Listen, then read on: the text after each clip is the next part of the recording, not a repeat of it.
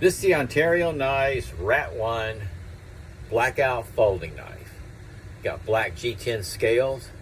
You can see the texture for grip. It is a LinerLock. There's your pocket clip. Thumb stud opening. Nice snap. The blade is made out of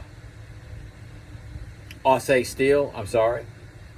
I'm looking at the sharpness of the blade. It's made out of AUS steel with a black finish. Nice size. I have medium-sized hands. I've used it quite a bit, as you can see. I've also thrown this in my board. Don't throw your folders, please. It's just very well balanced. This is the Ontario Knives Rat 1 Blackout folding knife.